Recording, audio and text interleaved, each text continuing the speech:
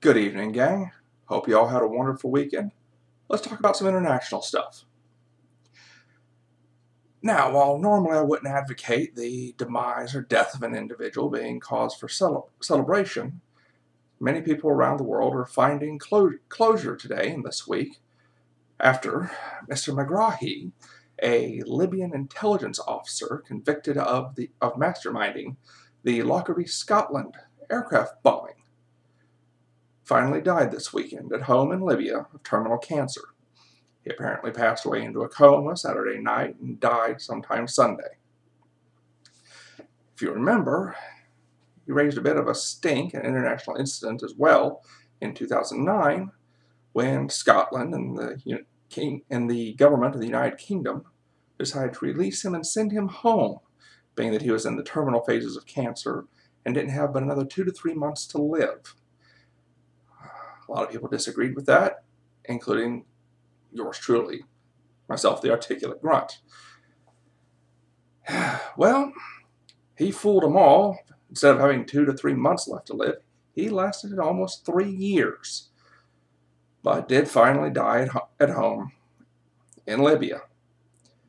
Now, while most people are still upset over that, I like to occasionally look for, the shiny silver lining in something, and thought I'd point out that more than likely, if he lasted 3 years at home in Libya, through a civil war, through the new government not being willing to hand him back over again, that more than likely he'd still be in a cell in Scotland if he hadn't been sent home. Why? Well, because the good taxpayers of the United Kingdom didn't have to foot the last 3 years of medical bills, as well as taking care of him and keeping him incarcerated.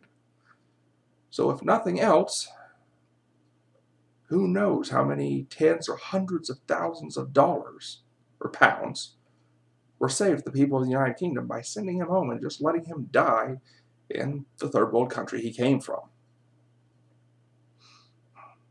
Moving on to other international news, Miss Jenna Telekova, age 23, 5'11", blonde, lost the Miss Universe Canada competition to Miss Sahar Biniaz. I know I just butchered her last name horribly. I'm horrible at it. Miss Biniaz is 26-year-old, 5'8", brunette, born in India, raised in Iran. Her father had a prosperous business there, but he left that behind to escape their oppressive government and moved his whole family to Canada. She came down to the U.S., was educated, and is actually a very active actress.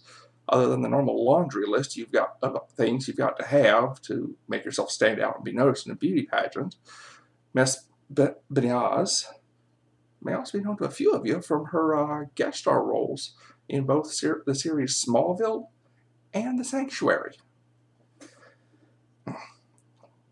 One nice note I noticed was that aside from, as I said, the normal laundry list, she likes mountain climbing, motorcycles. She's an organ donor advocate.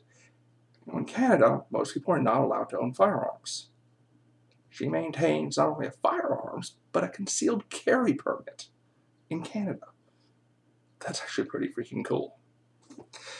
Miss Telekova, however, shouldn't really be making the news. There was over 60 competitors in the Miss Universe Canada competition this year, and it wouldn't be any news that she lost, other than she was originally barred from competing because Miss Telekova is a transgender lady. That's right, she was the first transgender to compete 4 years post-op. She was originally barred by the Directors Commission, but they were overruled by Mr. Hairpiece himself, Donald Trump. That's right, Mr. Trump said, no, let her compete. So they did. She made it to about the final 12 before being cut. And I know, while we're going to hear, well, most likely, in some circles are going to hear, from the lesbian, gay, bisexual community that it was rigged, it was against her, she never stood a chance, they didn't give her a fair chance at winning. I watched a lot of the vids. I listened to the interviews. two notable things about Miss Telekova stood out.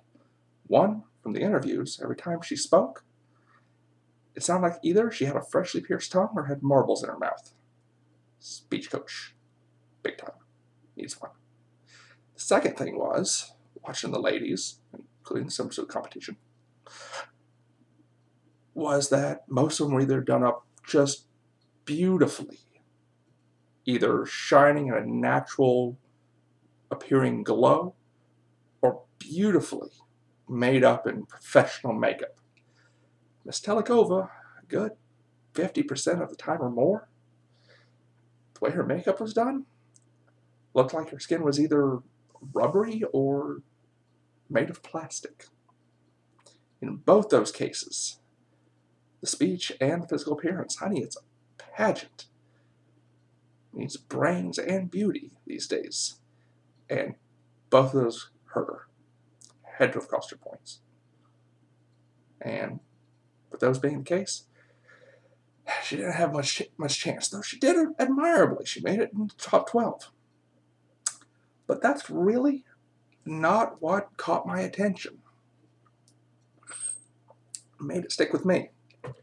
Miss Telekova, competing at the age of 23, is 4 years post-op. That means the Canadian medical system allowed a 19-year-old boy to get a sex change operation. That's not a tattoo where you can get cover art. That's not a piercing where you can take it out and hope it heals. It's a sex change operation. I know at 19, I thought I knew everything about the world and how everything worked. But, I don't know, I didn't know shit. Most don't. And at 19, to be allowed a sex change operation, that just makes me wonder whether it's, whether it's morally or ethically right. Does that violate the doctor's oath to do no harm? So, while we could argue the rights and wrongs of whether she should compete or shouldn't compete, whether she's a natural, because she's not a natural woman or whatever, I'm not going to bother with that. I'm not going to bother with that. The Rock, I want you to bounce around in your noggin a bit and see if it makes up a couple sparks, gets a couple thoughts going today, is the moral, ethical, right or wrong behind allowing a 19-year-old boy to get a sex change operation. To me, that just seems a little over the top and a little bit beyond. Hit the like or the dislike down below. Subscribe if you want to. Give me your opinion. Let me know what you think on the subject. Till then, keep your heads down. More random thoughts will be coming your way later. Take care.